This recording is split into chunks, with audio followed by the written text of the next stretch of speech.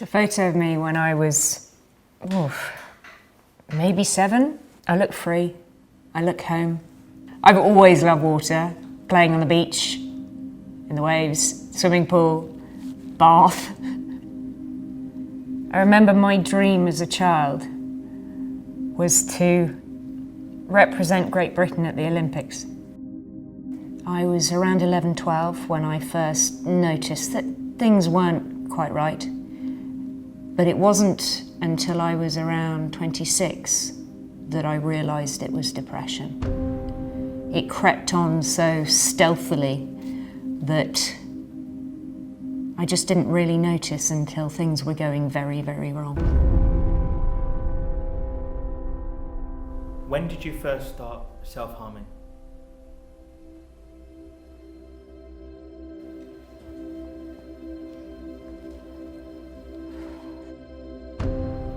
I was in a bar after work with my colleagues. I'd gone to the bathrooms, sitting in a cubicle, and I saw a broken glass in the corner. And I picked it up and I started cutting because I wanted to feel something. I wanted to see if I was actually still alive.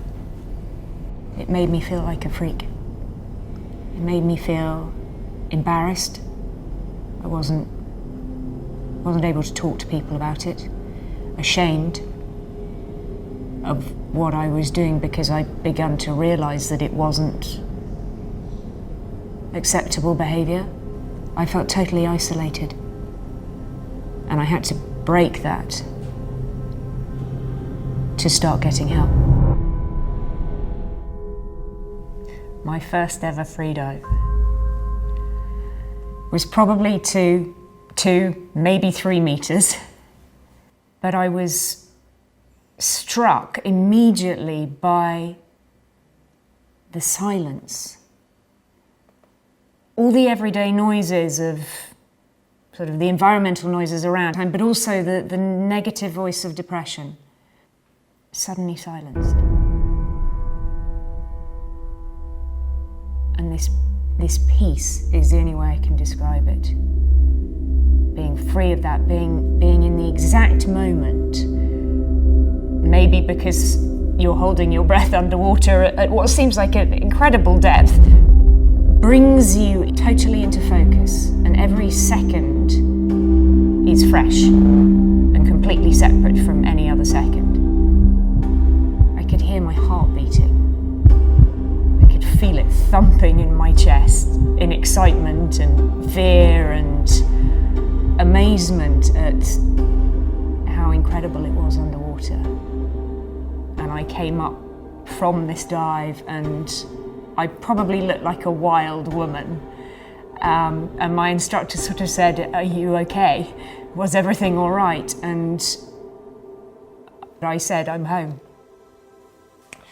And in that moment, my childhood dream of representing Great Britain came back to me.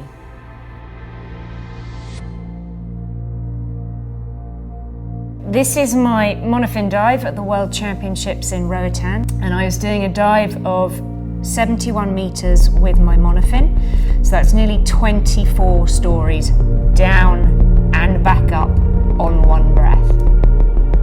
I'm free falling, it's getting darker. I'm feeling the water on my hands, I'm feeling it on my face. I have an alarm in my hood that's telling me I'm about to get to the bottom plate. Grab the tag, I've got it. I need to secure it in my hood and then I head back to the surface. But I can't rush. If I rush, I use too much oxygen. My muscles will burn, I will run out of oxygen and then be in trouble. I have to keep a constant pace. I'm beginning to feel the urge to breathe. I keep my kicks constant. I vary between large and small. I know my safety are about to appear and escort me back up to the surface for potentially the most dangerous part of the dive.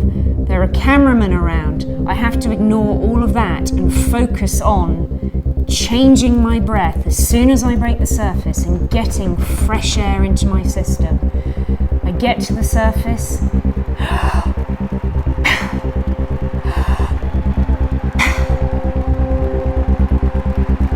Done.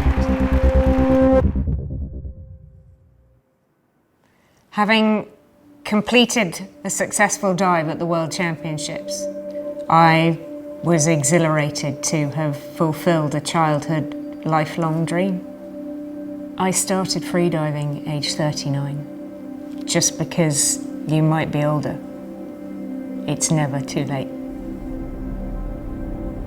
Your negative voice may tell you you're worthless, you're a failure, you shouldn't bother, you're unloved, you're unwanted. Maybe you should cut yourself. Maybe you should end your life. Keep fighting. Because anything is possible. For anyone.